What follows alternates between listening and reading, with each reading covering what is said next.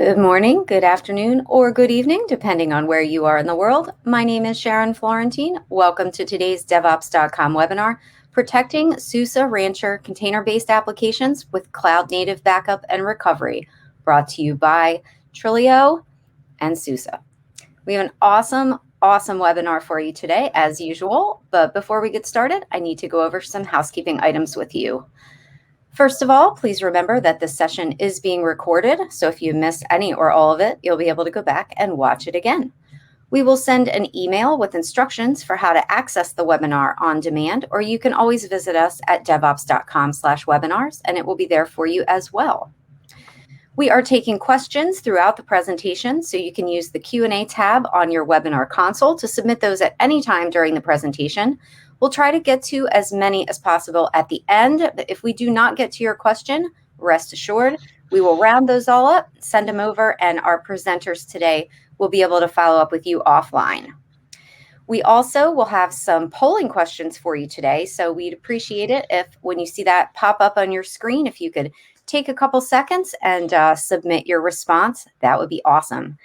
And finally, stick around until the end because we are doing a drawing for 4 $25 Amazon gift cards. So make sure you stay for the entire presentation, see if you are a winner. All right.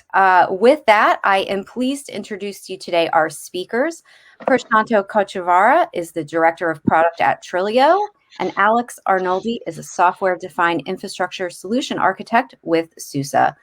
Gentlemen, I'm going to put myself on mute and turn my camera off and let you get right into it. Thank you so much. Welcome, everyone. Very excited to be here to talk about SUSE Rancher and Trilio Vault for Kubernetes together. And we have a action-packed agenda for you. We went through the speaker introduction. I'll be talking about a few market trends.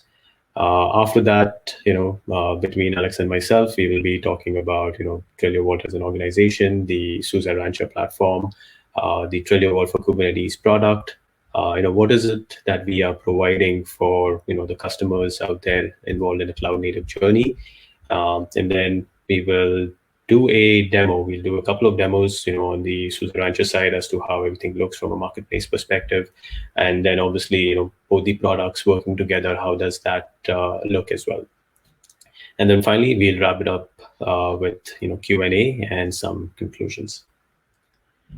So with that, we will jump into our first activity, which is actually a poll question, which is, for the audience to answer. The first question is basically, do you run stateful applications within Kubernetes today? And your options are, A, yes, you run it in production. B, you are evaluating. C, you plan to do so in the next 6 months. Or D, you are only using stateless workloads within Kubernetes. So with that, I will let the poll question come up and everyone can answer it with their consoles. Thanks, Prashanto.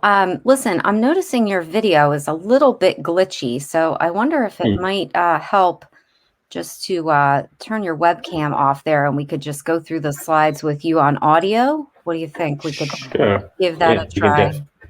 Can definitely do that.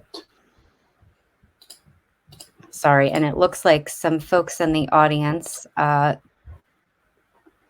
having some glitches with their audio. So maybe that will help smooth things out a little bit. And Sharon, I'm going to go ahead and turn my camera off as well, just so that they don't think I'm the one speaking during the presentation. That makes sense. All right. Well, the other thing I'm going to do is go ahead and close that poll because it looks like we've got a pretty good round of respondents here.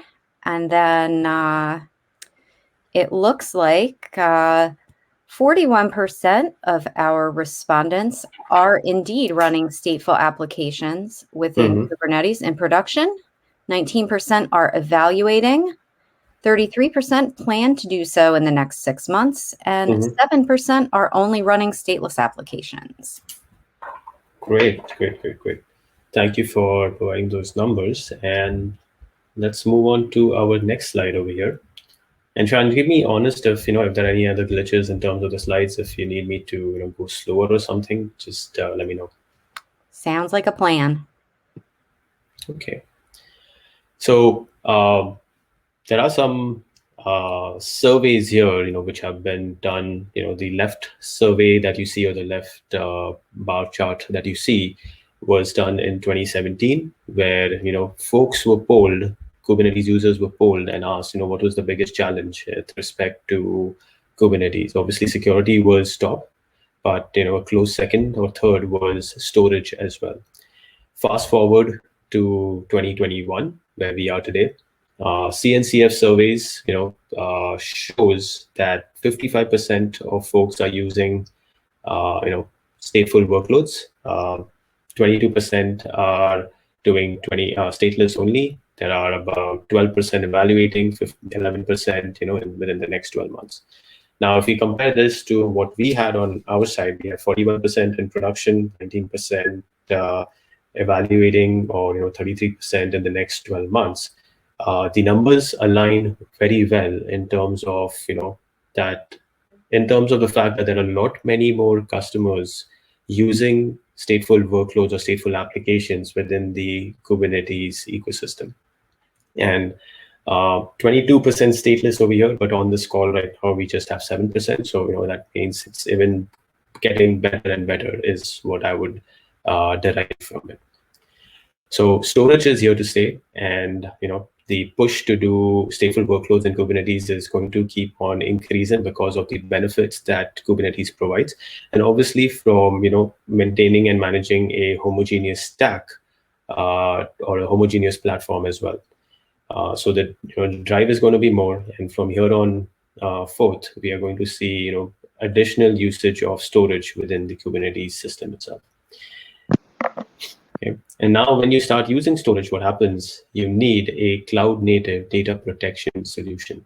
And that is what Trillio is. Trillio provides a solution known as Trilio Vault. And Trilio Vault has been in the market. We've been supporting OpenStack and leader in the OpenStack space for quite some time. And now we have pivoted on the Kubernetes side of things as well. So Trilio as an organization was founded in 2013. So we've been around for about 8 years. All the technology that we will be talking about today from the Trilio angle is going to be patented. We have our personnel across the globe. We have customers also across the globe in multiple verticals. And all the solution technology that we're going to be talking about today has been validated by industry leaders like SUSE, obviously. Now, with that, now that you have a decent understanding of who Trilio is and what the product kind of provides you in terms of data protection, I'm going to let Alex take the ball and talk a bit about the SUSE Rancher platform. Great, thank you very much, Prasanto. Again, I'm Alex Arnoldi. I'm a solutions architect with SUSE. And SUSE is well known. We can move on to the next slide. SUSE is well known for its more than 30 years in the enterprise Linux business. We have a strong presence in the data center. Obviously, we are the leading Linux for SAP applications, but we're also experiencing massive growth in Mode 2 technologies, the public cloud, edge workspace, and of course in the Kubernetes market space as well. And in the Kubernetes market space, our leading product is SUSE Rancher. Now, real quick, I just want to level set with everybody so that we all understand that SUSE Rancher is not a distribution of Kubernetes. SUSE Rancher is a management platform for Kubernetes clusters and Kubernetes applications. Hands down, one of the most powerful features of SUSE Rancher is that we can manage any CNCF certified distribution of Kubernetes. And so we'll get to see in the demo that I have our own SUSE RKE distribution of Kubernetes. I have RKE Gov, which is a FIPS compliant Kubernetes for high security environments. We also have, in my demo, I have K3S, which is our lightweight Kubernetes focused on the edge and appliance model.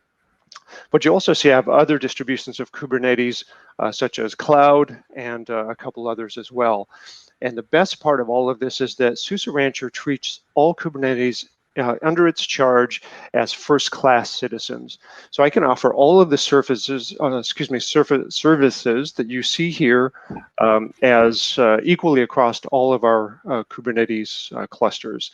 And with that, I'd like to just pass on to Prashanto and keep learning about Trilio Vault. Awesome. Thank you so much, Alex. That's a great overview of, SUSE Rancher, not a Kubernetes distribution per se, but, lets you manage all your different Kubernetes workloads wherever you want to run it. Okay.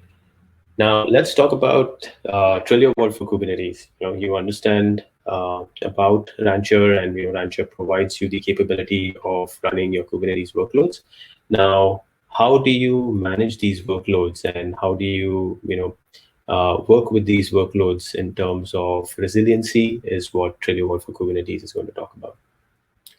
So right off the very top, I think it's very important for us to understand why we are talking about this new way of doing data protection, or a new solution for data protection. Data protection is not new, right? We have been creating data forever and been protecting it. But why does Kubernetes or cloud native applications need a different style of protection? So one, it is important to understand the DNA of how traditional applications are built versus how cloud native applications are built.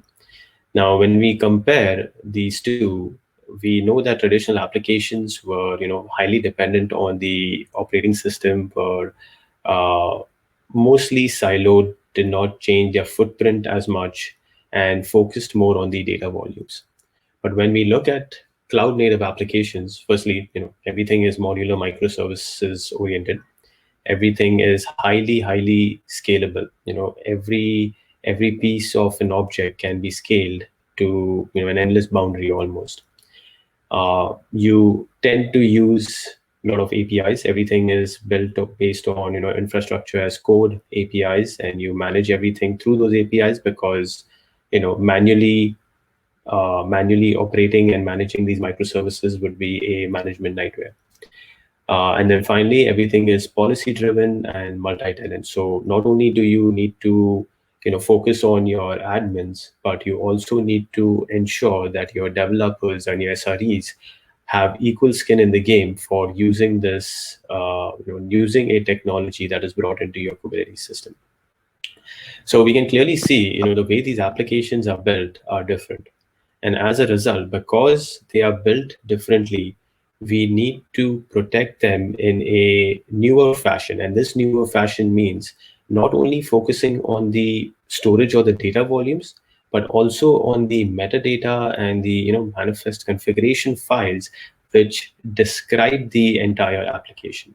So all of that needs to be protected as one unit for a successful point-in-time capture of a cloud-native application.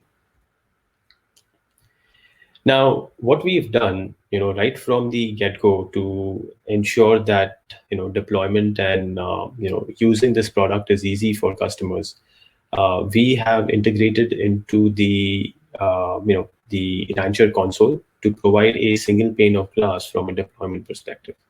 So you will find Trilio, and, Alex will cover this in the demo as well, but directly in the Rancher marketplace, you can deploy it directly from there, and you can have Trilio running within your Kubernetes clusters within no time.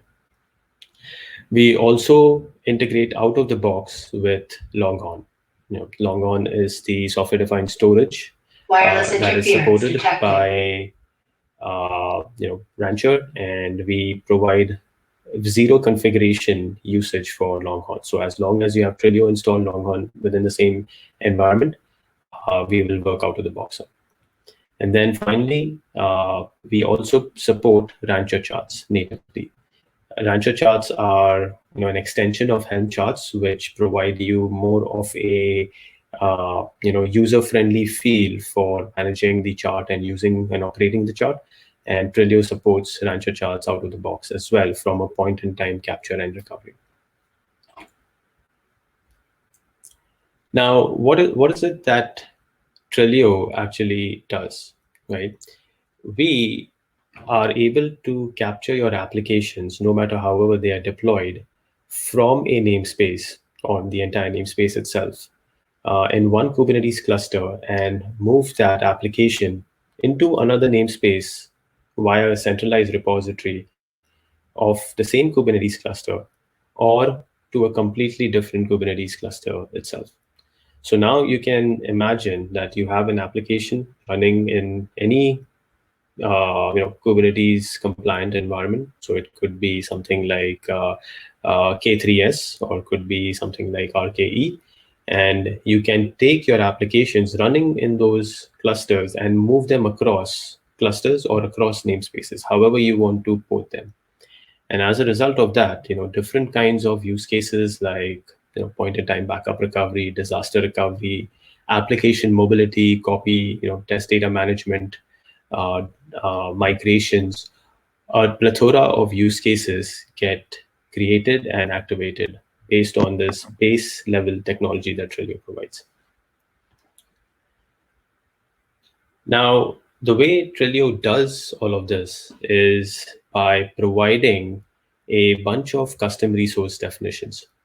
Now, these custom resource definitions are in terms of what we call targets. Targets are the centralized repository where you store your data. Trillio allows you to store or create these targets, either on S3 devices or NFS devices. And obviously, the S3 devices can be Amazon S3 or could be any storage as well. Similarly, we have additional custom resource definitions, or think of these as templates to create policies to do scheduled backups or retention of your backups for compliance needs. We also have templates to do hooks. Hooks, you would want to execute a hook to do application consistent backups, or if you want to extend a workflow of a point-in-time capture or a point-in-time restore and want to achieve additional things within the ecosystem, you can use hooks to extend that workflow as well.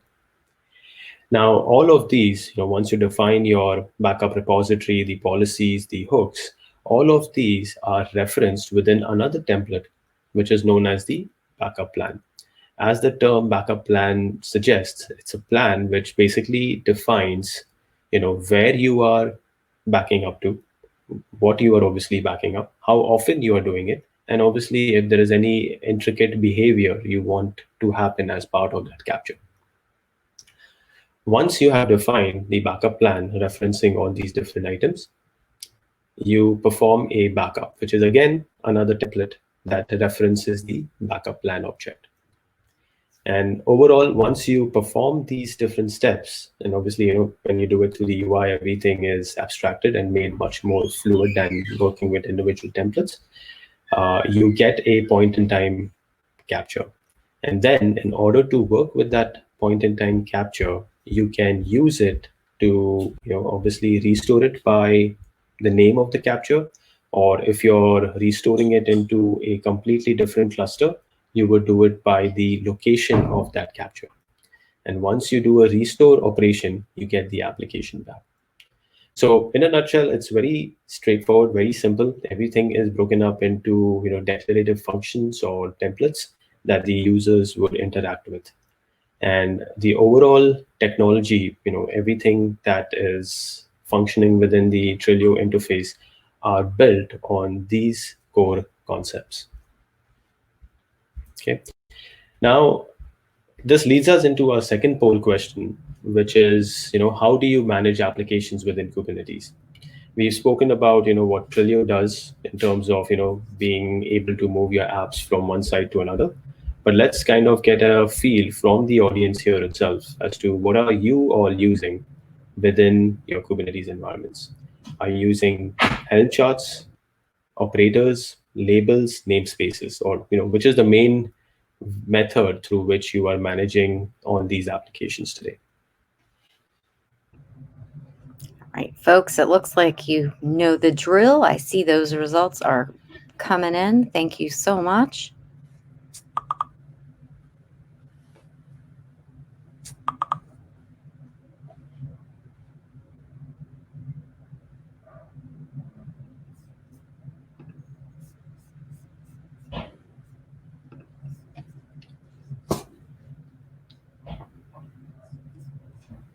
All right, let's see.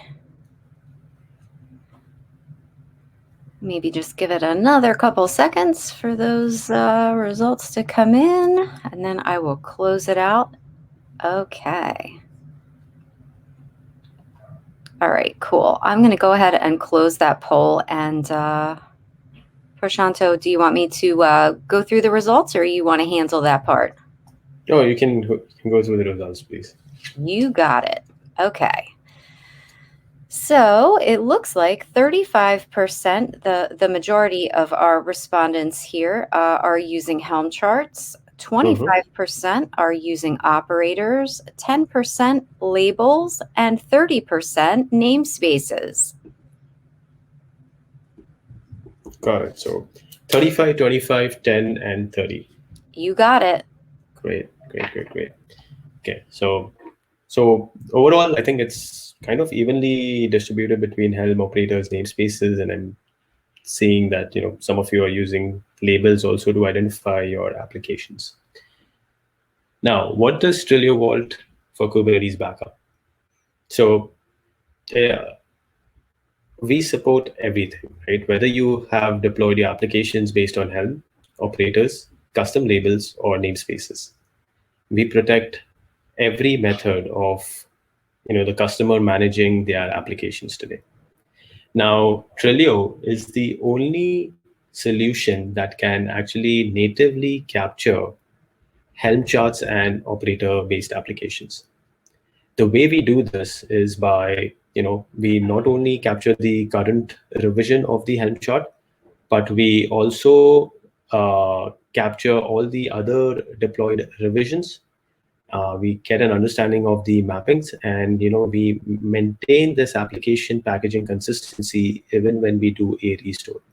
So what this means is that your Helm upgrade, your Helm rollback commands are still going to work the same way when you do a backup and a restore. Similarly, for operators, it's native operator-based backup and restore. So your operator application is still an operator application before and after you do a point-in-time capture and recovery. And when we do namespace backups or custom label backups, we either backup all the objects within the namespace, or we find all the objects that are matching to the labels and we capture that specifically as the user has defined it. Now, there are a lot of different capabilities as part of these captures also that we provide, and we will cover some of that as within the demo when we get into that.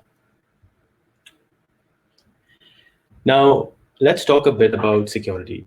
Security is extremely paramount within Kubernetes. You want to make sure on a few different levels. One is obviously that the product that you're bringing into your environment is built securely, and then second, when it's operating as well, it's not really exposing or doing any malformed or bad practices that could compromise your environments.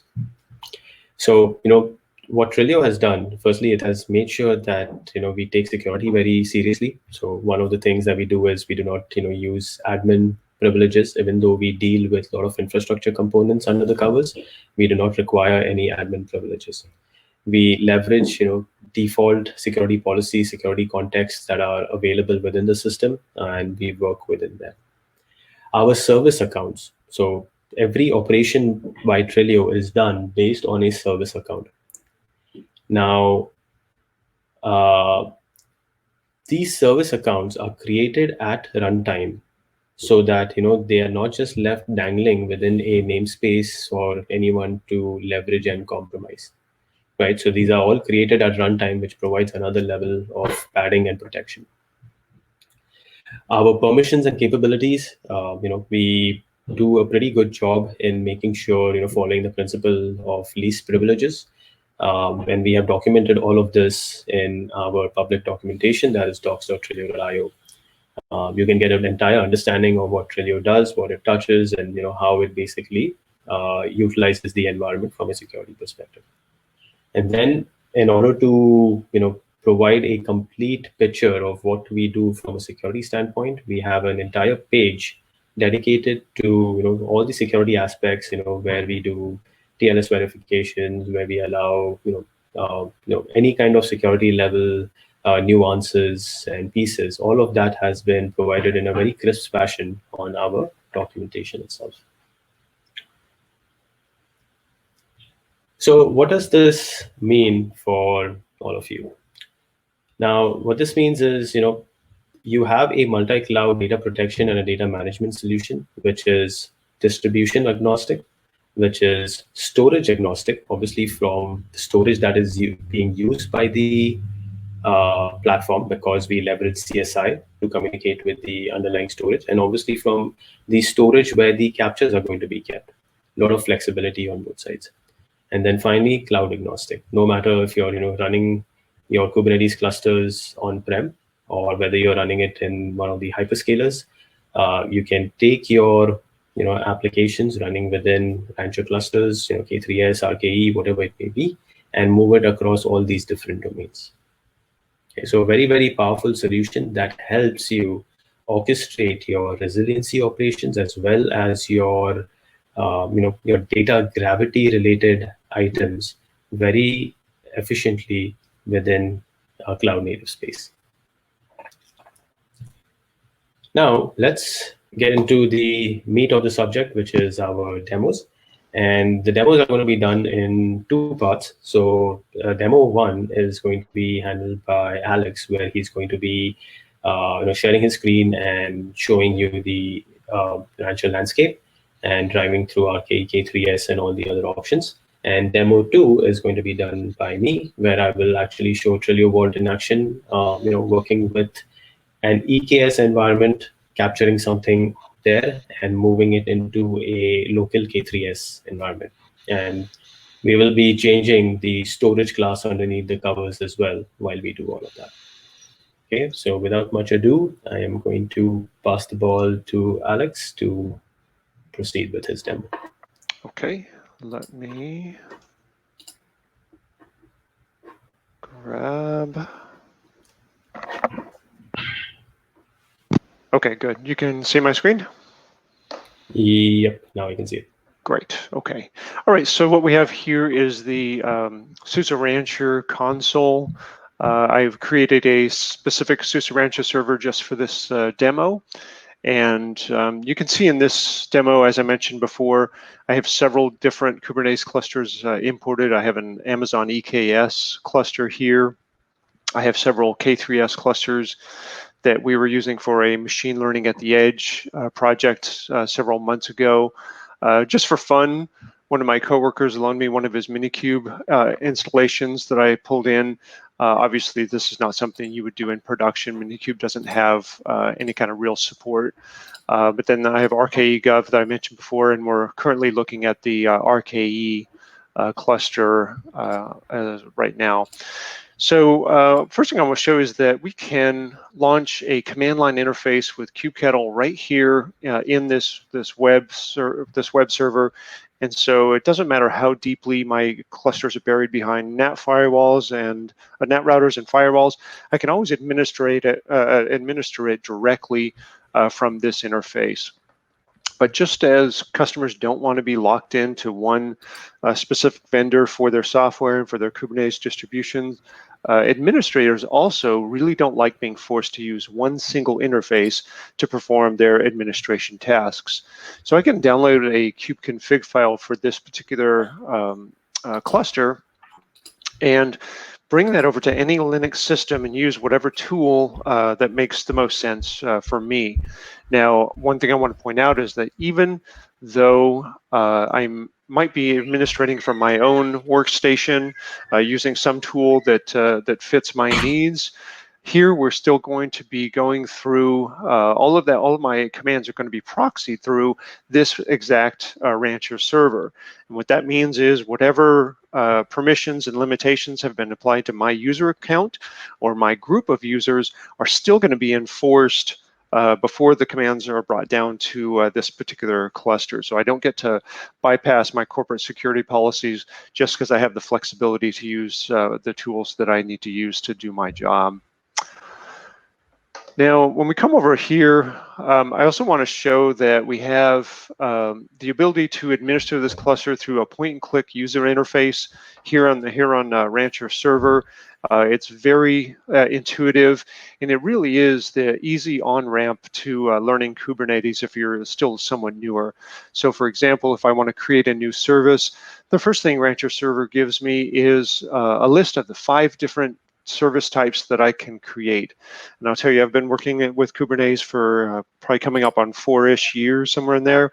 And honestly, I think I would have trouble naming all 5 of these services if I didn't have them right here in front of me. But here they are, along with a nice description right here at your fingertips. And when you create them, you're going to get this very nice interface, very intuitive, just top to bottom, to fill out the needs of this particular service. So I don't have to deal with the YAML files directly. If I want to, I can certainly work on the YAML file, but otherwise I can use this interface. And another cool thing is it's actually going to do a live evaluation to let me know how this service is going to react once it's created. So I can already tell here that there's not going to be any software running behind this service to answer any questions that might come through it. So I can fix that before I even create the service. Now I want to move on to how SUSE Rancher manages applications. Prashanto had mentioned our apps in Marketplace. This is effectively our self-service method of application management and distribution.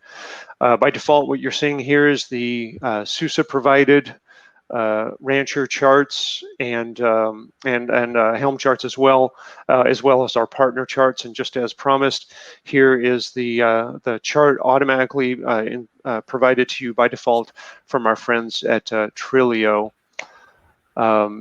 The big thing I want to point out here is that this is completely customizable. And so I can create a curated collection of applications for a very specific group of users. And so when they log into the Rancher interface, they will only have access to the clusters that the Kubernetes administrator has provided them, and they'll only have access to the applications that they need to do their job. And as well, they'll be able to use that very easy interface to set any configurations that they need. I can pre-configure default values that they can change, or I can hide them from them if they don't need to change those. So it's gonna be a very easy experience for my users. Now, the second way we manage and deliver applications is through Rancher continuous delivery. Now, as its name implies, continuous delivery is obviously a great fit for the back end of a CI/CD pipeline, but it's way more powerful than just that. And I'm going to show you how I can use continuous delivery by itself to enforce my company's corporate security policies. Now, the first concept I want to introduce you to here are cluster groups. Cluster groups are basically a collection of applications and configurations that need to go on a specific type of cluster. And so here you see I've got 4 different cluster groups. I have 3 related to security, and then 1 presenting just a very light machine learning application. Now, the way I have configured these here is so that if a cluster needs to have the highest level of security protection that my company provides, I simply put it in this particular cluster group, and automatically all of the software and configurations will be deployed onto this cluster to match those needs. Medium works exactly the same way. Just put the cluster in this and it gets the appropriate configurations. Now, I've configured base here to be very different because this is my catch-all. This is my default configuration. And the way Rancher continuous delivery has allowed me to configure this is that if a cluster is not a member of this group and it's not a member of this group, then it is automatically by default a member of corp security base group, and thus gets the base software and base security configurations automatically deployed to it. So let's look up here. We see that I have 9 Kubernetes clusters imported into this Rancher server, and I can tell over here that 5 of them have the base profile, plus 1 has the highest security profile applied to it. That's 6, plus 3 in medium. So I can guarantee to any security auditor that all 9 of my clusters, and in fact 900, 9,000 of my clusters, every single one of them has one of the 3 approved corporate security profiles applied to it. Just real quick, I want to point out that one cluster also is a member of this group here, the machine learning application group.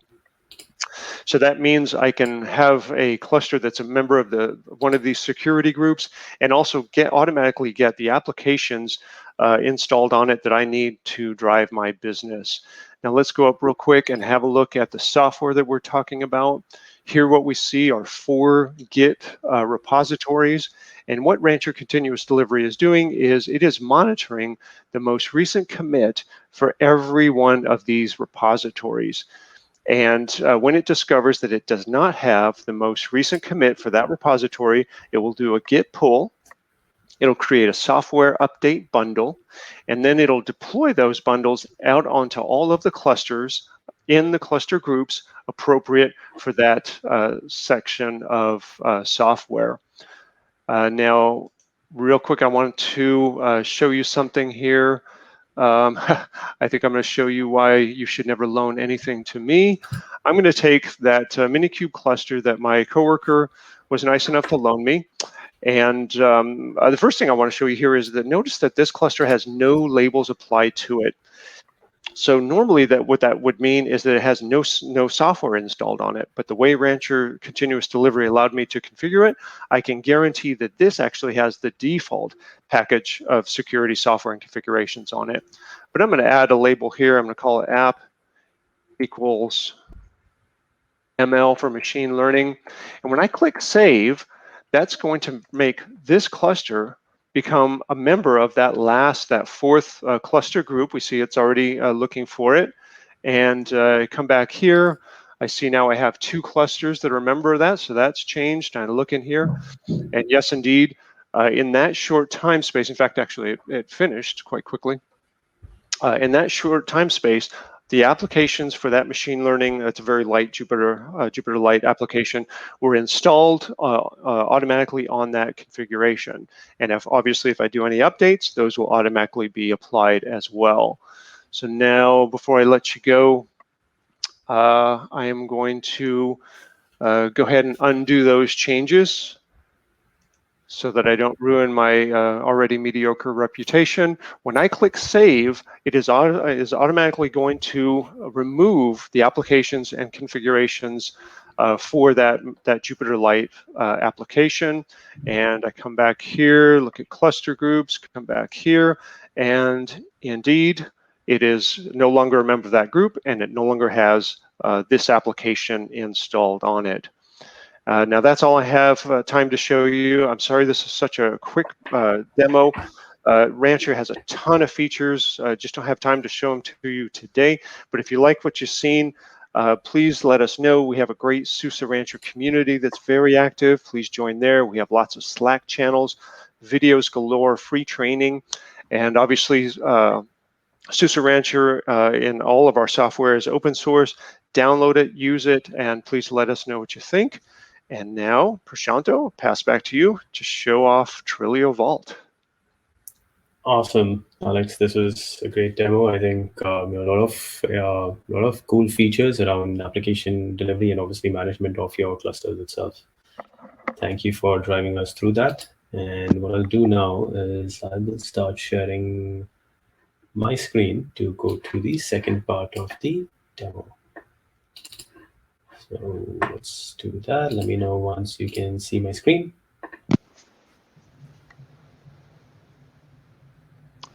Loading. And we can see it. and it is 39 minutes past the hour at this moment. Perfect. Thank you so much, Alex. So first things first, what we'll do is we'll just take a look at this is Lens. I'm just using this to manage the clusters from a CLI perspective. I have an EKS cluster here, and what we'll do is we'll just look at the WordPress namespace. I'm just going to use this load balancer IP that has been assigned to my workload. I'm going to just browse to this. You can see it's a WordPress application. I haven't really configured it yet, but we know it's up and running and it's there. Now I'll close the tab. We've confirmed that WordPress is running. The second cluster that I have over here is a K3s Kubernetes environment, which is the micro-K3s environment from Rancher. And what we'll be doing is we'll be capturing this WordPress application from the EKS environment and loading it into the K3s environment. So now let's take a look at the Trilio for Kubernetes console. So the way we have set up our interface, if you're not familiar with the interface, left-hand side is the navigation panel. We have the same EKS cluster here with the WordPress representation, and then we have the K3s cluster here as well. In the middle of the screen, what you have is we discover all your namespaces or your applications for you. So first level is obviously namespaces, and you can obviously go further down, click within the applications to see what are the labels available, any if Helm operator app-based apps, any kind of objects, or any kind of backup plans that you've already created. So multiple levels to kind of capture and pick what you want. On the right-hand side of the screen, you have monitoring. Now, this monitoring is all context-driven. So right now, if my WordPress application was selected, you were seeing 5 backups. But if I don't have anything selected, it will show me all the backups for the entire cluster, which are about 10. Now, what I'll do is we will do a backup of the WordPress application. And at the same time, just in the interest of time, I will start off a restore as well on the other side with a previously staged backup. Okay, so to perform a backup is as easy as selecting the namespace, selecting create backup. DevOps plan is something that I had created earlier. All that it's doing is moving the data into an S3 target, and it's going to capture the entire namespace. So from a naming perspective, I will give it DevOps Backup 1. Actually, we're already done, so I'm just going to call this DevOps Backup 3, and I'll click on Save. Now, this is going to go through a bunch of different steps where it's going to capture the metadata, then the data volumes, and so on. We can close this out. If we want to understand how that backup is progressing, we can look here as well. The same status log will be provided here. You can look at the summary of the backup plan as well. If you remember, the backup plan has target information, hook information, policies information. We're not using any of those here. We're just doing a simple namespace level backup. Metadata wise as well, we show you exactly what we are capturing. Whether it's service accounts, secrets, we capture cluster scope resources as well. So we automatically found that there is a storage class being referenced by the WordPress application. So we are capturing that too. And then obviously, any security policies required for the app to run, and obviously the persistent volume claims. So I'm going to let this backup run. And what we'll do in the meantime is we look at our K3s environment. And what we'll now do is we will go into the resource management section. This is where we have our targets connected. It's the same target or the same backup repository where we were doing a backup into. Now I'll just launch a browser to this to see what's available in that within that environment or within that target. So the DevOps plan was what we saw or what we had created on the EKS side. I'm just going to click on this. And there are some backups that I did. DevOps Backup 3 was what we just initiated. DevOps Backup 2 was what I had initiated just about 5 minutes ago while Alex was presenting. We will restore this, and you can see the timestamp is 11:36, so literally 8 minutes before. we will restore this, and we'll give this a name, restore DevOps 1. Namespace wise, I'll put this in restore namespace 5. If at all there are any existing items like cluster scope resources, I do not want to override them, so I'm going to skip them. If I did want to override them, I could patch them up as well. Click on next. Transformation. If you remember what I had said, the storage classes available on the EKS side was EBS CSI, but on the K3S side, we are using a host path driver. So we would need to change the resource or change the storage class mapping for the persistent volume claims. So we automatically show you all the objects that the persistent volume claim matches. We can give it a name, and we can say that, hey, storage class name, I want to change it to CSI host path SC. Okay, click apply, click save, and confirm that this is the transformation that I wanted. Obviously, if I wanted to exclude resources or do any additional hooks, I could do that too, but I'm not going to do anything of that right now for this demo. Okay, I'll click on save. And then this is going to go ahead and start the restore process into the namespace that we had selected. Okay. Now, what we'll do is we will go back to our EKS cluster. And now you see the backups actually, the third backup actually finished. And now WordPress is showing us 6 different backups available. DevOps backup 3 was what I had initiated right now. Backup 2 is what we are restoring into the K3S cluster. And let's look at this again. What Trillio did was we captured the metadata. We did a data snapshot of the persistent volume claims. So we call the CSI driver, ask it to take the snapshots for us. We take that snapshot, convert it back to a persistent volume, and then we upload it into the S3 bucket. Okay, so we snapshot that, we leverage CSI. Once we have the snapshot, we work independently of CSI to take all that data and move it into the target repository.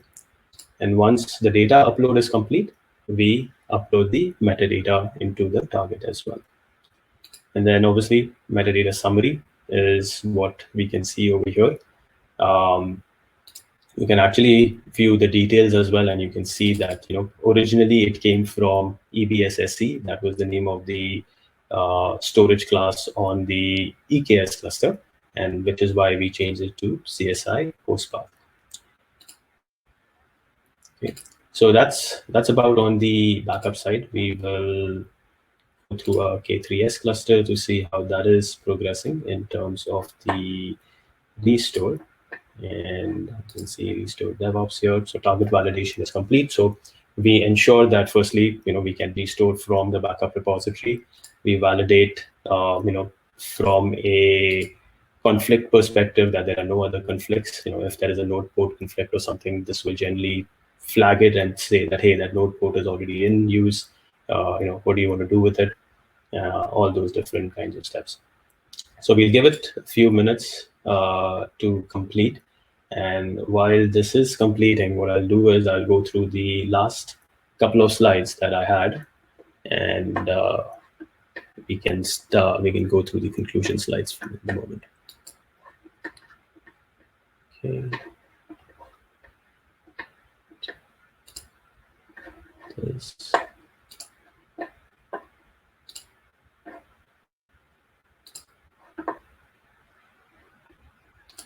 Okay, and let me know when you can see my slide deck again. Loading, and we can see it. Great. So as I mentioned, we will look at the restore operation. We let it complete. We'll go through a couple of slides that I have, and we'll go back to that. But overall, what is this Trillio Vault for Kubernetes solution providing you? Any Kubernetes distribution 1.17 and higher, we can support it natively. No additional configuration, no additional massaging that is required. All you need to do is take the Helm chart and deploy it within your Kubernetes environment. Storage-wise, any CSI compatible storage will work. So if you're using Longhorn with your SUSE Rancher clusters, you can definitely start using Trilio out of the box with that too. Target-wise, AWS S3 obviously is supported. Any S3 compatible storage is also supported, and obviously NFS. And just a quick sneak peek, Blob and Google Cloud Storage support is also going to be available in a couple of weeks. We provide out-of-the-box integration into Prometheus and Grafana as well. So we have our own metrics and everything that are shipped to the Prometheus server. We have, we have built about 10 dashboards for Grafana. If you're used to using Grafana for monitoring all your other infrastructure components, you can continue doing that.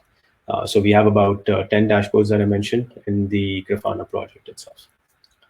From a databases perspective, we constantly and continuously qualify a lot of different databases. So we've done MySQL, Postgres, MariaDB, Cassandra, Mongo, Redis, and Flux. There are a bunch of additional databases also that are available directly on our website, and we'll continue, validating, making sure that Trillio can support all these different applications that you want to bring into Kubernetes or which you're already running within Kubernetes. And then finally, as the Kubernetes promise is to make everything agnostic, abstract the infrastructure piece, we can run in any cloud environment, whether it's on-prem or public cloud or multiple public clouds. However you design your ring to be, Trillio has you covered. Okay, now in conclusion, let's talk about the value that we are bringing in, right? So CI/CD, what Alex was also talking about, Trillio can help you by testing with your production data in order to increase the success of your CD workflows. You don't want to run into issues when you deploy into production. So capturing that data as part of your CI/CD and testing with it is the right way of doing things, and will just provide additional value and additional benefits to the entire organization. Point-in-time backup and recovery, as we just saw, obviously disaster recovery as well. Trillio provides a entire workflow to restore your minimum viable business in one orchestrated workflow. Migrations, whether you want to do, whether it's for cost reasons or performance reasons, you want to move from on-prem to public cloud, or you want to come back from public cloud to on-prem, Trillio can support you in those migrations as well. Single pane of management, managing the Trillio operator. You can manage it directly from the Rancher interface. You can create additional instances of it. You can extend the entire Trillio workflow by adding hooks as well. The UI, as you saw, provides excellent click-driven workflows. Everything is discovered for you, so you really don't have to think about your objects or your applications. And again, all of that is a patented technology from Trillio.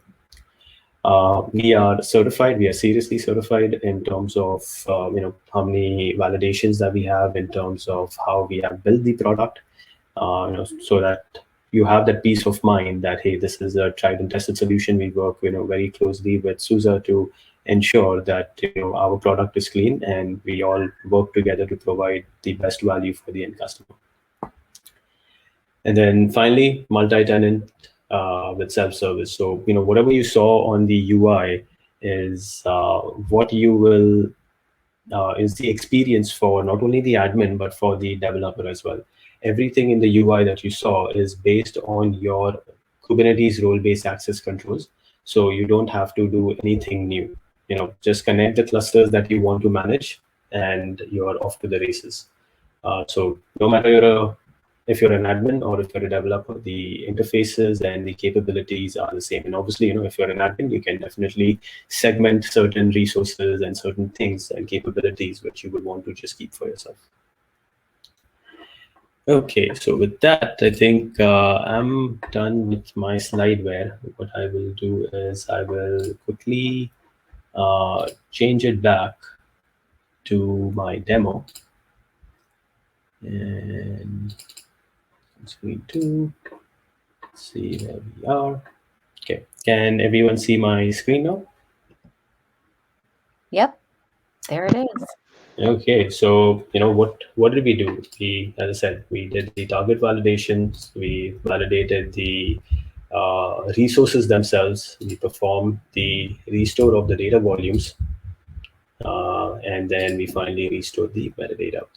So, restore summary wise, we didn't have any, it was done by location. So it just shows you the data and everything that's restored. You can see the same items being restored as part of the metadata summary as well. Important item to note here, you can see the storage class now that is being used is CSI host path SC and not EBSSE. We can confirm this on the backend as well. This was just to confirm. You can do kubectl get pvc namespace WordPress. You can see everything was on EBSSE. And now let's go through this one. Do kubectl get all 5. Okay, and we can see everything has been restored. These pods will just take a couple of minutes, I think, based on resources to come up, but everything else has been restored correctly. We do kubectl get pvc namespace, and we can see that the PVCs have also been restored, and it's actually on the new driver. So, complete management of your applications from one environment to another. You're able to do all of that with Trillio for Kubernetes on top of Rancher environments. So with that, I conclude this presentation, and I just have one last slide. I'm just going to switch again, so please bear with me. Okay, and the only thing for additional information, my name is Prashanta Gochubara. My email is up there. Feel free to reach out to me for any of the Trillio related questions. And then we have Alex and his email address up there as well. Feel free to reach out to Alex for any kind of Rancher questions. And if you have questions on Rancher plus Trillio, feel free to reach out to either one of us, and we can help you out. There are additional assets that you can find obviously on the Rancher website or on the Trillio website to understand more about the products. So we invite you to take a look at all the different assets that have been created, and as usual, if there is anything else that we can help with, feel free to reach out to either one of us. That is fantastic. What great demos, both of you. Thank you so much. That was super informative. All right, so unfortunately, since we've got about 3 minutes to the top of well, 2 minutes now, mine just clicked over. We aren't going to be able to get to any of these questions here, but never fear, we're going to round all those up and send them over to Alex and Prashanto, and they'll be able to follow up offline. I did go ahead and draw our Amazon gift card winners, so let me just run through those real quick for you. Our winners today are Thomas M., Josh T., Nico O., and Brian G. Congratulations to all our winners.